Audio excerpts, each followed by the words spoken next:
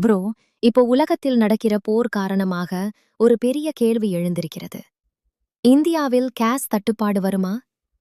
உண்மைய சொல்லணும்னா, இந்தியா பயன்படுத்தும் கேஸில் சுமார் 50% வெளிநாட்டிலிருந்து தான் வருகிறது. அதில் முக்கியமாக சில நாடுகள்தான் இந்தியாவுக்கு கேஸ் அனுப்புகிறது. முதலாவது நாடு கத்தார். இந்தியாவுக்கு வரும் எல்என்ஜி கேஸில் கிட்டத்தட்ட அரை பங்கு கத்தார் நாட்டிலிருந்து தான் வருகிறது. அடுத்தது யுஏஇ மற்றும் ஓமான். இந்த இரண்டு நாடுகளும் மத்திய கிழக்கு பகுதியில் இருந்து இந்தியாவுக்கு பெரிய அளவில் கேஸ் அனுப்புகிறது. அடுத்தது அமெரிக்கா மற்றும் ஆஸ்திரேலியா. இந்த நாடுகளிலிருந்து பெரிய எல்என்ஜி கப்பல்களில் கேஸ் இந்தியாவுக்கு வருகிறது.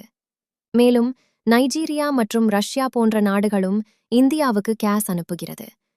அதனால்தான் மத்திய கிழக்கு பகுதியில் போர் நடந்தால் உலகம் முழுக்க கேஸ் விலை உயர்கிறது.